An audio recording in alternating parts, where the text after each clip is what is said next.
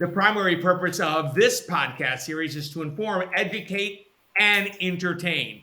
The information, opinion, and recommendations presented in this podcast series do not constitute legal or other professional advice, opinions, or endorsements of any kind.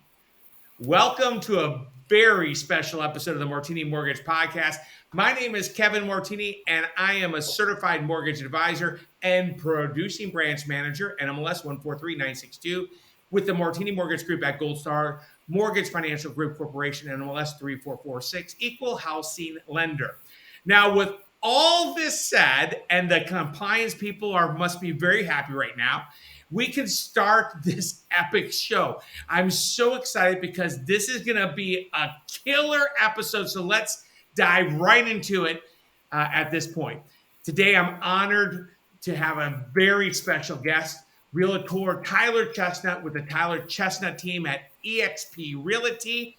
Let me share that Tyler has had a relatively short time in the corporate America segment, but realized very quickly he had no interest spending time climbing the ladder. He wanted to be that person charting his own course, and he wanted to be that person helping families chart their course too. Tyler has strategically positioned himself in a niche by becoming the agent of choice for Millennials and Gen X as they enter the market as a first-time home buyer, and has what he says is the privilege to have the opportunity to earn their business and position to serve them throughout their lifetime of real estate needs as their realtor of life. One unique thing that many don't know about Tyler is, this guy truly loves and believes in real estate.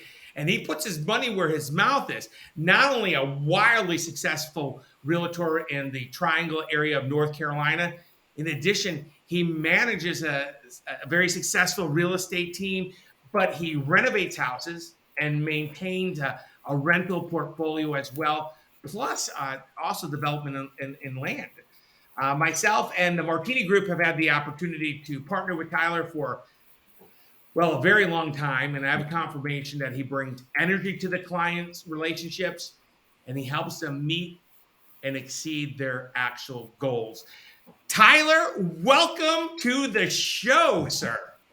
Thank you, Kevin. I appreciate the warm introduction. Thanks for having me, and look forward to giving any input I can to bring value. Well, I'm going to tell you this. I like to start this with some rapid fire questions. So you have to pick between some of the options that I'm going to provide, okay? Is that okay? Absolutely. Fantastic. So if you're ready, let's go. Yeah. Right now, is real estate an opportunity or an opportunity missed? It's both. It's an opportunity missed because the best time to buy is still yesterday, but it's an opportunity because now it's not a bidding war. Every market has their niche. Every market has their strengths and weakness. Yeah. That's why it's important to partner with a local expert that knows these different markets, because wherever you go, you're not seeing above list price offers, due diligence fees aren't as high, and it's getting more to a balance point in the market where it used to be so seller heavy. Fantastic. I'm reminded of that old Chinese proverb.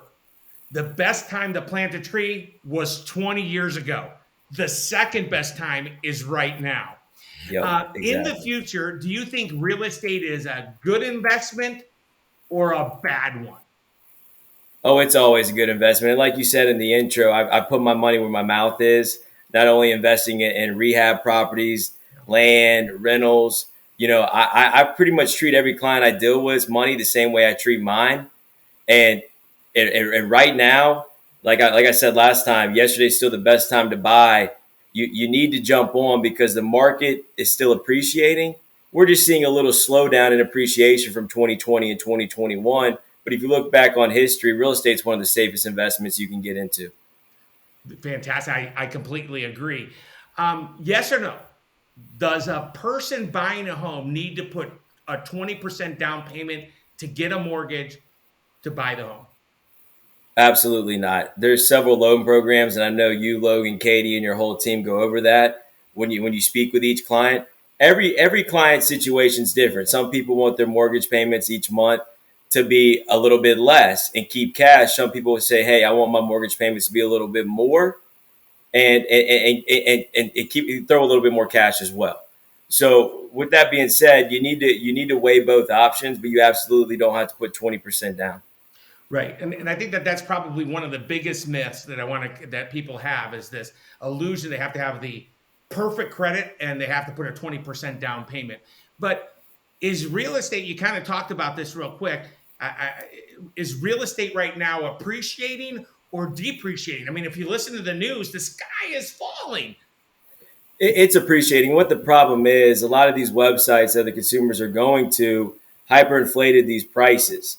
So when you have the people that listed their house, let's say April, May, and I feel for those sellers that listed during that time. And then they listed at the top of the market, listing it X percentage above the last comp. And then things started slowing down a bit, getting back to a healthier market. And the prices have dipped. They're seeing online, okay, 2 to 5%. But on the long term standpoint, looking back 3 years, appreciation's been near 25%, if not more, Kevin, you may know. And it's just like, hey, today is still the best time to buy because it's still going to appreciate. And I'm telling my clients now is the time to buy below your means. If you're approved for X, buy something that you're comfortable in. You don't have to live there forever. You can always refinance your mortgage and then roll over the equity whenever you get more comfortable with your payments and home ownership. Yeah, I think that the key word is that right now the market is decelerating, and deceleration is just a reduction of appreciation. It is not depreciation. Real estate is green and growing, in my opinion. And at the end of the day, when my wife Ronnie and I purchased our first home, we both secured a rate at 9.5%, over 9.5%.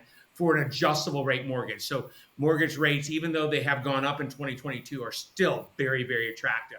And this brings a little bit more than a yes or no question. But Tyler, in the current environment, are we seeing a real estate bubble forming at this point? A bubble? Yeah. No, I wouldn't say a bubble. We're not going to crash. We're not seeing a bubble by any means. Raleigh is one of the safest markets throughout the nation. RDU. I mean, you look back in 2008 in the recession, we didn't get that hard compared to other places around the nation. So with that being said, in terms of a bubble, no, but you have to work with a partner that knows this market because there are houses that are way overpriced and there are houses that are below market value. So you got to look at comps, you have to negotiate, and you really got to do your due diligence. And what I was kind of going back for, when I started my career 2016, around that time, looking back to 2016 to 2018, it's right around where rates were now. You're not going way above list. You're actually able to help you negotiate in a positive way for the buyer because they list at this price. You go in at X, you negotiate where you're comfortable, a low amount deposit where, okay, if something comes up in an inspection or an appraisal, the seller and buyer are inclined to get it done and not have as much of a dogfight because the seller wants to sell and the buyer wants to buy. And we can finally advise again. And I love that part of our job because 2021, it's like, how much did you like the house? If you love it, okay, it's scary what I'm about to tell you to get it. Now it's like, okay, let's do our best to get the best possible deal right now. So as we saw during the pandemic, exuberance about the market where a house was on the market at 9 a.m. was sold by 10 a.m. Some of the houses that went on the market at 9 a.m. were already sold before it actually went on the market.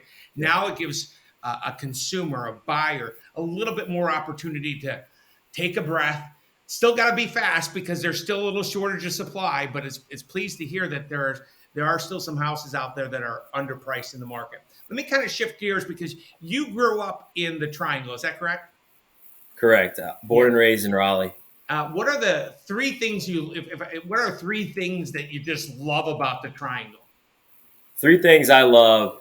It has to be the Greenway trails, the access points all across the Triangle to get to the Neuse River, to take it all the way up to the Castle soccer fields, all the way to the Tobacco Road Trail in Durham. Another thing I love about Raleigh is got to be the Carolina Hurricanes, the Durham Bulls. I'm a big sports guy, and I love being able even Charlotte's not that far, to pop to the Panthers.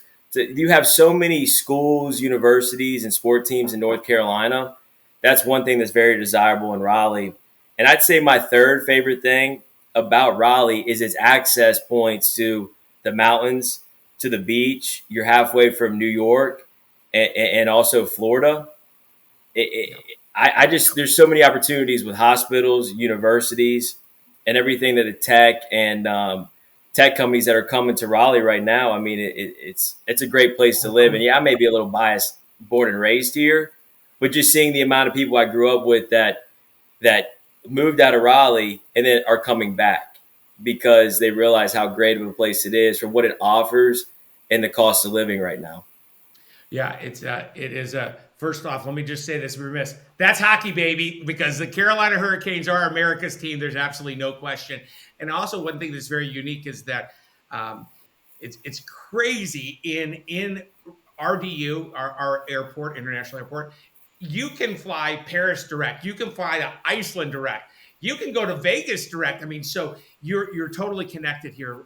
It's so true. Unfortunately, as you can see, I'm a little bit overweight, so I don't take full advantage of those greenways at all. But what is your favorite restaurant in the Triangle of North Carolina? So I got two. I would say my two favorite is going to be Brewery Vivana in downtown Raleigh, and it's also going to be the Angus Barn right near the airport. Yeah. Both are landmarks in Raleigh. Both are different. One's a steakhouse. One's kind of a tropical kind of Bahama themed restaurant with a lot of different flavors and food options. But I highly recommend both of those places. And if I can throw out, if you go to the Angus Barn, gotta have the chest pie. Save a little bit of room for that real quick. You know, one thing that I'm just kind of impressed is really, if I was going to look up a word and define you, it would be hustle. You are never take anything for granted. You are an advocate for your clients. You clearly love what you do. How do you define hustle? I define hustle as being able to take challenges head on, not be scared, and run right through them, and also be able to lead others through the same obstacles you get to. Because the thing is with me, my track record, 2016 to 2018, solely an independent agent. Get into 2018, I start renovating houses. I need a new challenge. Get into land, new construction, start a team. Bring agents to EXP. I'm always looking for new opportunities because you can't get comfortable. And if you're not working, the next person behind you is. Awesome. That's excellent. What is your most memorable moment of your real estate career so far? I would say one of my most memorable moments are the times I do a good job. Let's say going back 2016, 2018, they call me in 2019. Now it's this year. They're calling me for their third home because I was able to educate them on the value of home ownership. These people that make it the most memorable aren't the most wealthiest, don't have the most money in the bank, but they listen, they invest in real estate, they roll over their proceeds to their next property, and they start seeing the benefits in real estate.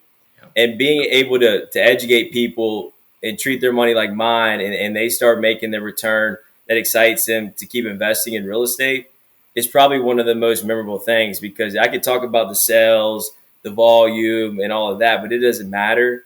It's showing others what real estate can do for their lives.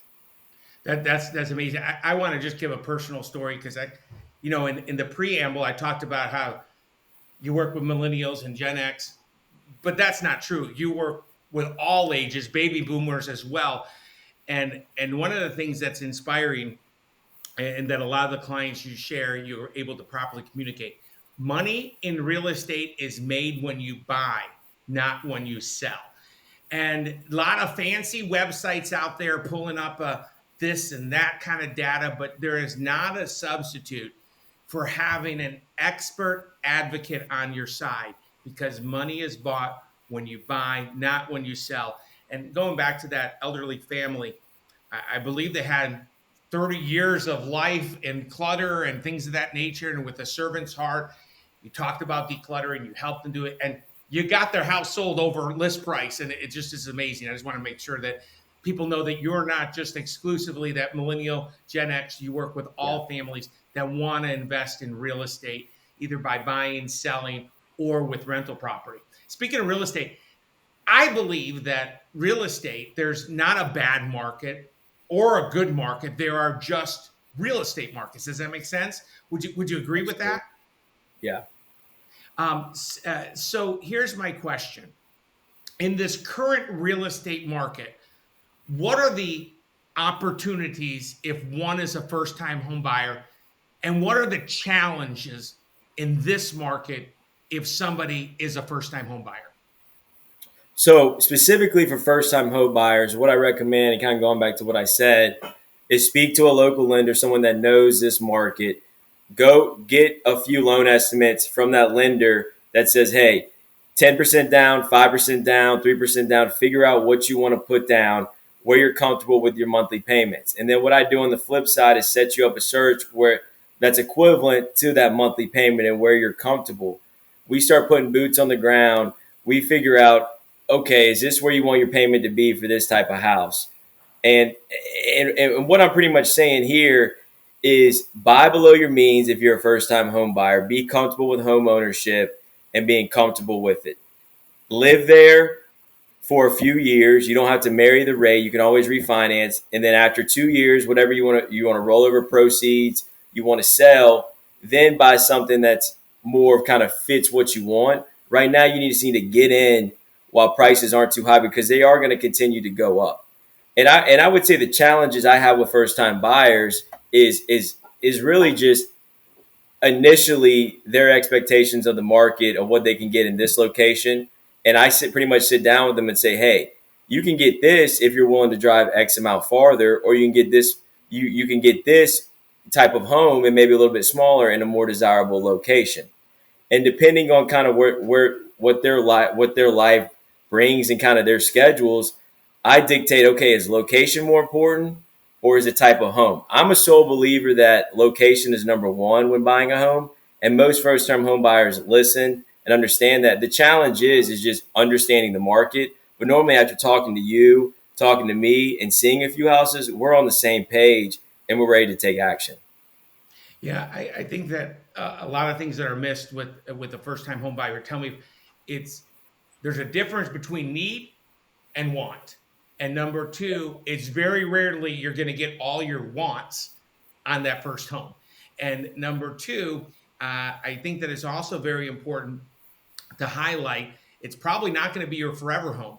But remember, one of the advantages is that home values, according to the Home Price Expectation Survey, which is probably the gold standard in my opinion on where the future of home values are going to go. According to the most recent report, the cumulative 5-year home year appreciation is over 24%.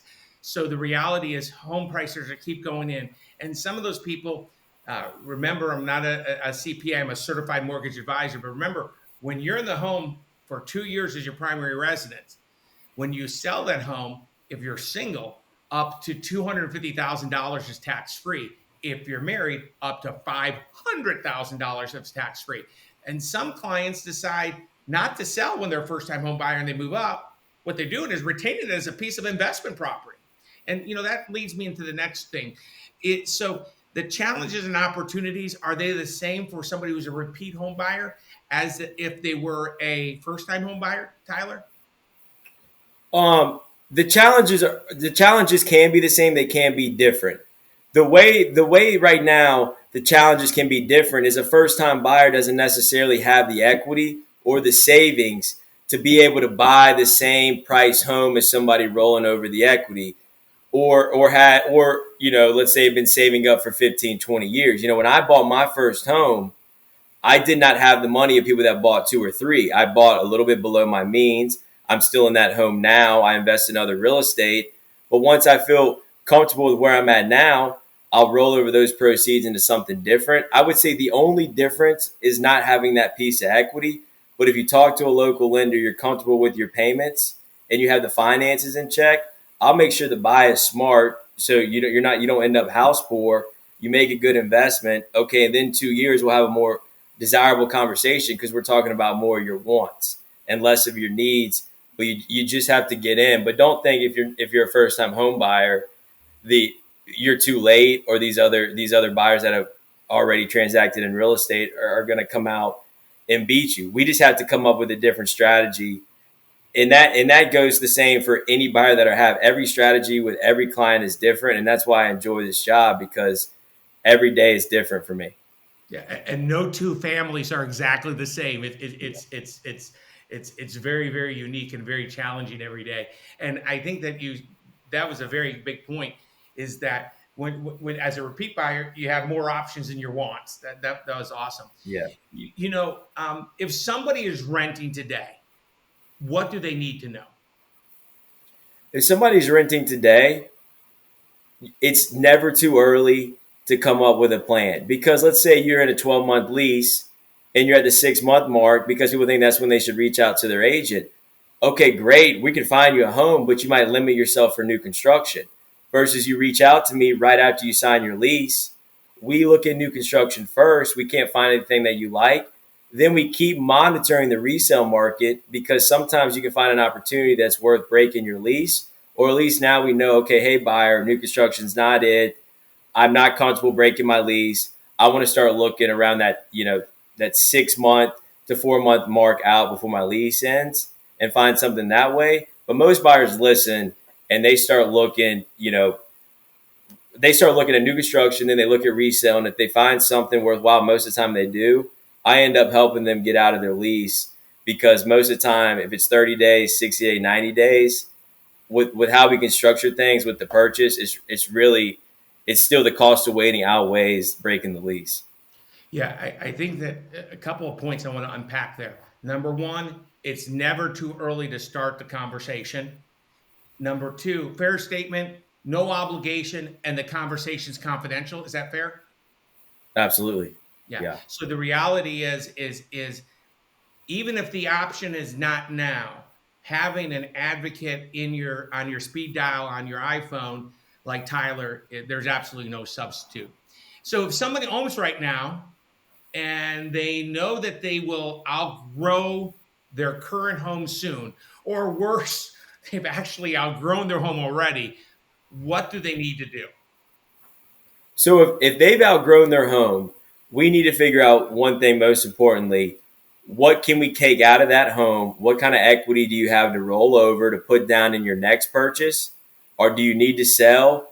Or versus can you rent the property, keep it as investment, and then use the proceeds and decide, do I want to put 10% down? Do I want to put 20% down? I mean, right now, you're probably going to refi in the next 2 years anyways. So it's more or less get the right opportunity. We'll find the loan program that fits your needs in this current time right now. But no, next year that may change, and it's okay. But at least you got in, you're not renting, and more or less you're comfortable because you couldn't fit in your last home. Smart advice. What is a question that you wish someone would ask you about real estate? Honestly, I wish more people would come to me, like the question you asked me last. In this current market, what's the biggest opportunity? Because every market has their opportunities and every market doesn't have their opportunities. And some people are set on one way of investing in real estate, and okay, there's a lot of different ways to make money in real estate, but the best way, in my opinion, is to diversify. And right now, if it's not the best rehab market or the best short-term rental market, I want to get what is hot and sit back and monitor what isn't. And you always have to be adapting in real estate. But I wish people would ask me, hey, Tyler, where should I be looking right now? Awesome. Now, let me also highlight one thing. Right now is an opportunity, and one should be proactive to pick up the phone, have that conversation with Tyler, because quite candidly, getting you on the radar, and he has some proprietary software that is just amazing, that not only includes all the homes in the area and the multiple listing system, but it includes distressed properties as well as some contacts he has in his Rolodex with some good people go through some bad times. And so he's able to help them through periods of divorce or loss of job and things of that nature, which gives them some access to some unusual inventory that maybe not everybody has access to. Tyler, I got to just say just some things that we know. Graduate, been in corporate America, started your own individual practice. You now have a wildly successful team. However, you're still belly to belly with the families you serve, doing land development, doing renovation projects, as well as maintaining a rental portfolio. What is something that people are surprised to find out about you that we haven't covered? I would say three things. I'm an avid boater, or at least I try to be. I know we got jokes on that. I love to play softball. Big baseball guy growing up. I still play church league softball. And I think the third thing that would surprise people is I love skydiving. I love roller coasters. I like adrenaline. And I think part of that kind of goes in with real estate as well, because every day is different. I'm always on my feet talking to different people. But I truly love being out and about and kind of being a servant and just helping as many people as I can.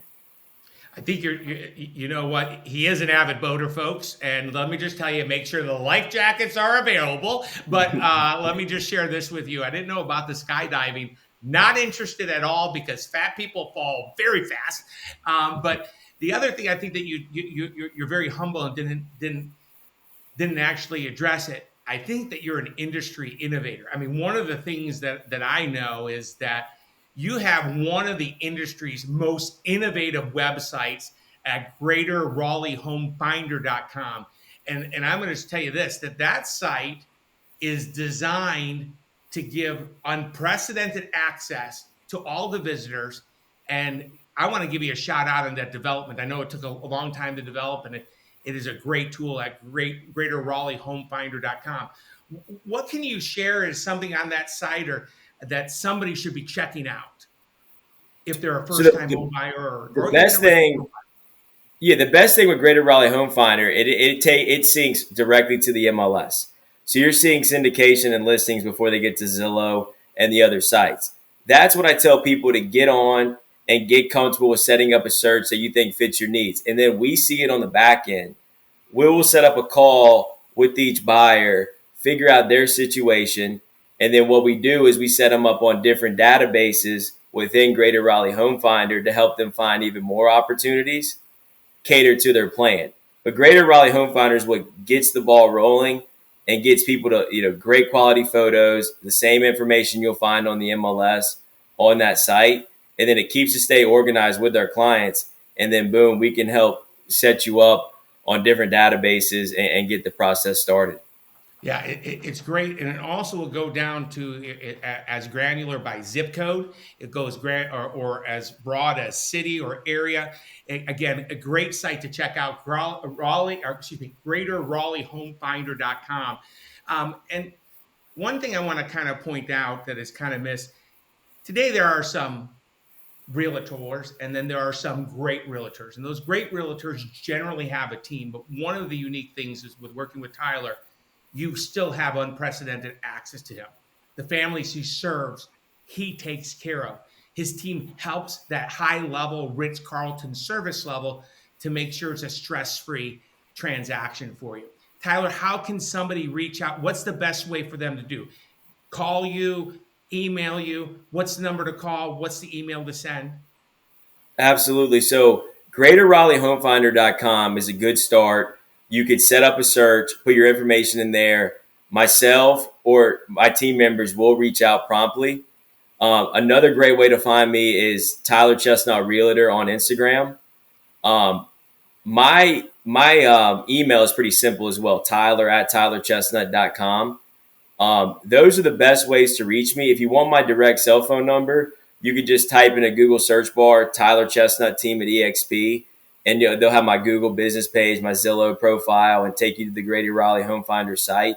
I'm very easy to reach out to. And what you see online is my direct number. You're not getting redirected to a different person. You're talking to a local agent, and it's me most of the time. And that's 919-889-7791. 7791. Yep. Fantastic. Tyler, I know how precious time is. I want to say thank you. I think that we have impacted some people and they got a little bit more information. This market today, it's not to be fearful. It's to be viewed as an opportunity, an unprecedented opportunity. I personally believe we are living in the good old days of real estate. And what you're able to buy today, you can buy later, but it's going to cost a lot more money. And Tyler, I think there's one thing that I want to kind of share is that now is still a very good time. Obviously, better before. Obviously, it's going to be worse in the future. So right now is a great time to get in contact with Tyler to talk about your options. It's never too early in the process. And quite honestly, it might be worth a second opinion. Listen, Tyler, thank you very much for coming to the Martini Mortgage Podcast. This has been a killer episode, and I truly believe we helped a lot of people today. Thank you, Kevin. I appreciate your time. Happy to come on any other times as well and help serve any of your clients or anyone that watches this podcast. Fantastic. Listen, thank you very much for attending, and thank you very much for watching or listening, whichever you're doing. And please know, we are both here, Tyler or myself, Kevin Martini. Just give me a call, 919-238-4934, or Tyler, 919-889-7791.